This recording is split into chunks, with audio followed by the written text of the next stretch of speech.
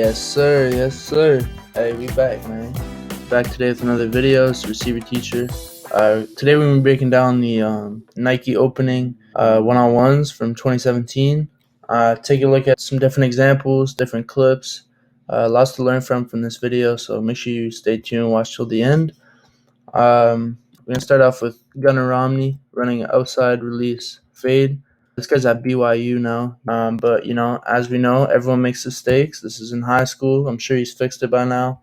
But yeah, I just want you with this rep to pay attention to his alignment pre-snap. Right, so he's at like the bottom of the numbers, maybe just on the numbers. And once he takes this outside release right here, look how much space he just created. 5 yards from his original alignment. He never closes the distance between him and the DB and gets back on his line to get vertical. Instead, he just, stays vertical. And you might be thinking, well, why does that matter? Like right here, he looks open. He looks open. He's not hip to hip. Like he's open. Also, you're making a way harder throw for your quarterback. All right, so now he's only got like 5 yards of space to throw it over your shoulder. If you stayed on your if you took a little outside release and then straighten up, like I always talk about on my page, now your QB has like all this real estate. All right, it has all this real estate to place it over your shoulder, where you can track it away from the DB. The DB's behind you. Track it away from the DB. But now when he gets out of this release, now he's just taking away 5 yards of real estate that your QB can throw. That's what my old coach used to say. You're giving your real estate away way too soon. All right. So now your QB has a much harder throw. He has to, place it in just this tiny space, and the DB can just continue to squeeze you. So right here, he's in phase. His head turns. He knows where the ball is. It'd be a different story if you were in the slot and you ran a spray release fade, and then you're giving your real estate away that way.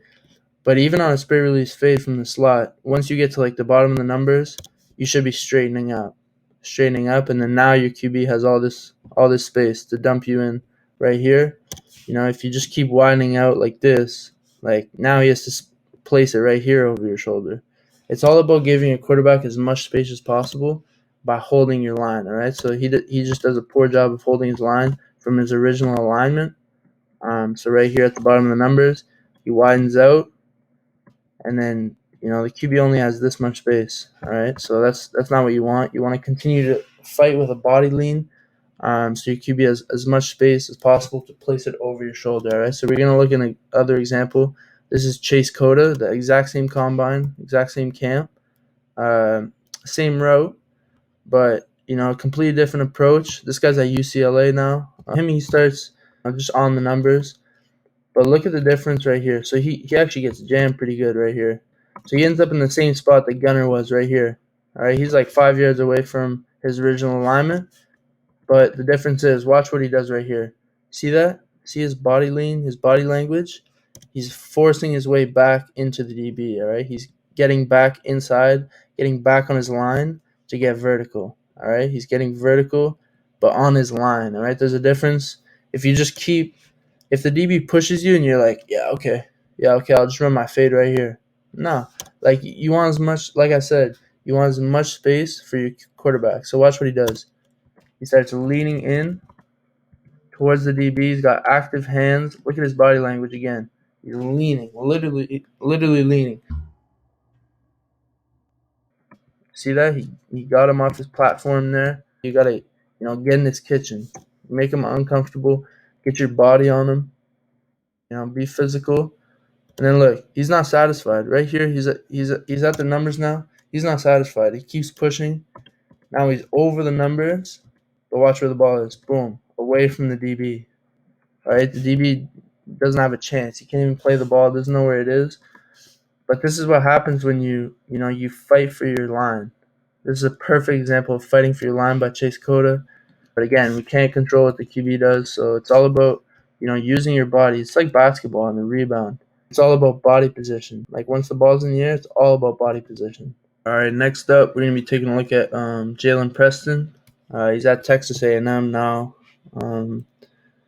There's two things I like in particular with this route. First is that rocker step at the top right here. Rocker step, boom, boom. And second is this high angle he takes. Takes a high angle to the back pylon. Again, like I mentioned earlier, to give your QB the most space possible. Okay, so if you take this little shallow angle to this pylon, then he only has this much space. All right, and if you're thinking like a cover two, if the corner's here and he's playing the flats, he can still carry. If you don't take a high enough angle, he can still carry and make a play on this ball up here. So, and that's another thing you got to be thinking about. Even if you're doing one-on-ones, put yourself in the mind of a recruiter. If he sees you taking these lazy angles like this, like he knows that, okay, in my system I like to run smash, let's say. So if I run a 5-yard hitch here and then have a lazy corner or lazy angle on my corner, then this guy can still play that corner. So no, I don't want this guy. I don't want this guy because he doesn't take a high angle.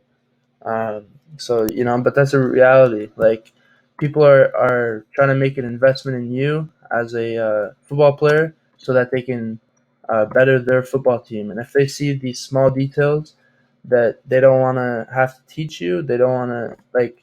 There's 100 guys that can do this and take a high angle. So why would they take you if you just keep making the same mistakes? If you're not coachable, all these things have to be going through your head, especially during camp season. Um, but yeah, so this rocker step, 1, 2, these are great. If you didn't watch my YouTube video from last week about the 90-degree breakpoint manual, when a DB is in leverage, so right here, Isaac Taylor Stewart, the DB, is in leverage because he has a corner route and he's in his way. All right, so again, like we went over last week, this is what in leverage means. But if you have a step right here, so right here he has a step because he's in front. The DB is in a trail position, as you can see, the hand on his back. Jalen Preston can probably feel that. So he knows he has to shake him, give a move at the top so he can fall off to the post, all right? He wants the DB to fall off to the post so he can work over top, all right? So he does a great job of utilizing a rocker step here. So 1, 2, DB starting to fall off towards the post, and now he's able to come free over top as that guy just walks in front of the camera. I just want to show another example of the rocker step. This is Stevie Johnson. So this is a great example too. So right here he has a step. All right, so Sherman's here, Stevie Johnson's here. He knows he's ahead. So what's he gonna do? Hit a rocker step. Sherman's gonna fall off to the post. He's able to come free. And look at this high angle to the back pylon. Look at all this real estate. Look at all the real estate this quarterback has to place the ball. All right, that's perfect. All right, we're gonna take another example. Actually, yeah, this is another example. This is Stephon Diggs, game winner against the Cardinals in 2020. Right, this is a perfect example of taking a high angle to the back pylon. Okay, you don't want to take.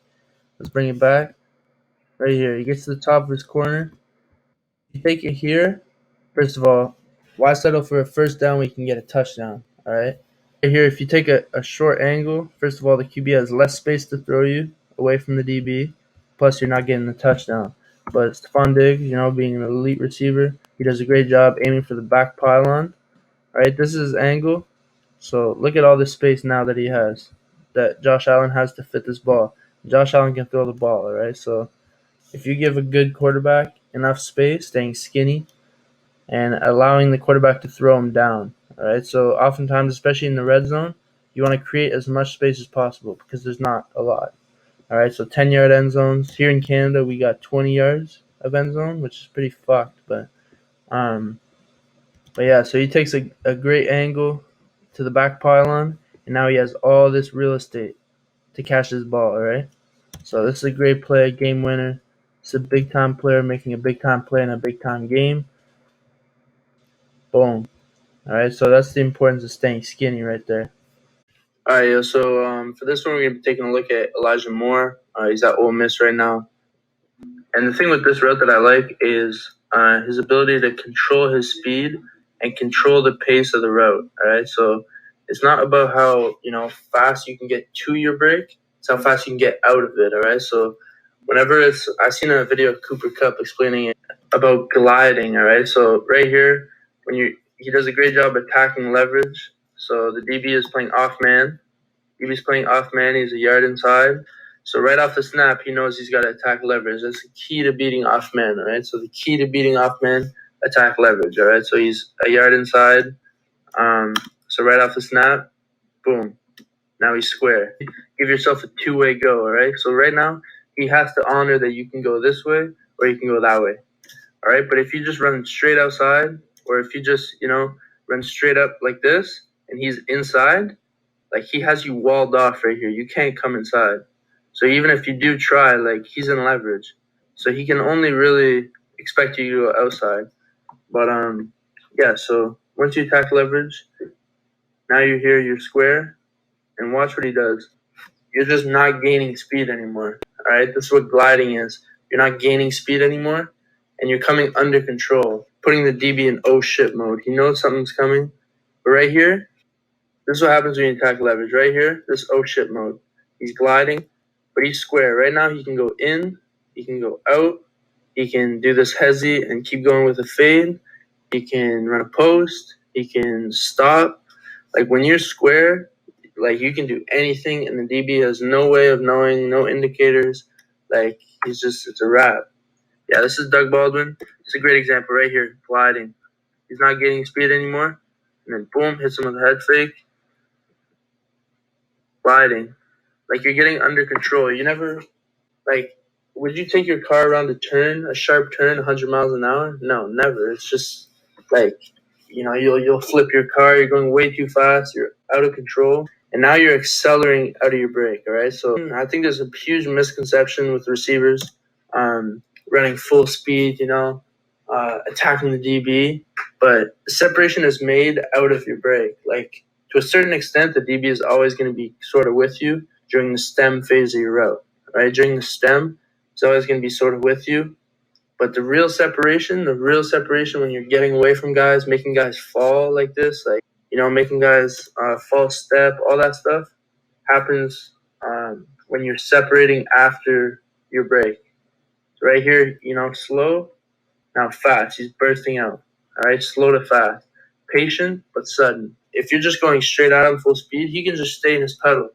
But, if you're going full speed at him and then you stop, or you pressure step, and he's like, oh shit, I have to react to that pressure step. But then you push vertical again, and then now he's in his back pedal again, and then now you break it out, and then he's just fucked. So it's all about manipulating the DB, manipulating your speed, the tempo of your routes, and then accelerating out of your brakes. All right, accelerating out of your brakes because that's when separation is made. All right, so this rep is Alontae Taylor. He's actually a corner. I'm pretty sure corner safety at the University of Tennessee right now. I'm not a huge fan of this. The first part of this route, I don't think he really sells it that well. But he does a great job right here of just holding his line. So we've talked about this in this video even before of holding your line, and this is actually a great example. So I don't know. Like I said, I don't really like this first part of the route, but right here, he begins to hold his line, and he leans to get in phase. All right, he leans into the DB right here to get in phase. Watch what that does. All right, let's back it up. Right here, turns up. Watch him right here. He's closing the distance, all right? You don't want this much distance like we saw in the first clip because that gives the quarterback less space, all right? So he starts to close the distance and then gets vertical. So you'll see that. Gets a hand in. He's fighting for his line. You see his body position? All right, he's leaning. He's giving a body lean into the DB. So right now, eyes to the receiver, because he's not in phase. But right now, this is in phase, all right? He's hip to hip. He's right beside the DB. He's in good position. So now he can get his eyes to the ball, eyes to the sky, all right? DB's head turns, but he knows the ball is landing right here, all right? So he's doing this so that the DB doesn't keep squeezing him, all right? Because, maybe if you're playing a DB that's bigger than you, that's stronger than you, and you don't want to just get bullied to the sideline, get squeezed out of bounds, you can use these little tricks. Like, just lean into him, and so he turns his head right at the last second, and then you can catch it behind you here, back shoulder, all right, where the DB can't access it. So, he waits till the last second. DB gets his head turned, eyes to the sky, and then boom. See, this is he still almost made the play. I would say it's a bit early, but this is a great example of leaning to get in phase, all right? And then the DB, gets his head turned, and then the ball lands outside. We're gonna take a look at Antonio Brown. We already went over this rep before on the page, but I really like this. This is like, it just goes to show like wide receiver play is so much about like the small details. So this is a great example here of Antonio Brown. He leans into Jalen Ramsey. Like I was saying, if your guy's bigger, stronger, if he's longer than you, because that's another thing. When they're squeezing and they have long arms, like they can hold you, push you away, but you can't. Your arms are too small. So against longer guys, it's good to use this trick to lean to get in phase. Right here, lean. Jalen Ramsey's head turns, but he knows the ball's landing at the 30. All right. AB knows the ball's landing at the 30, but he leans right here to get in phase so that Jalen Ramsey gets his head turned. Because as we know, DBs are taught to look at the ball when they're in phase only. Because you can't look at the ball and know where the receiver is. You got to make sure you're with your receiver before you start looking for the ball. Because you can know where the ball is landing all you want, but if you're not near the receiver, you're not going to make a play on the receiver or the ball. Um, so he leans right here to get in phase, and then separates at the very last second because he knows the ball's landing like right about the 30, and then boom, now you're catching this ball uncontested. All right. But that's gonna be it for today's video. So I hope that helped. I hope you learned something.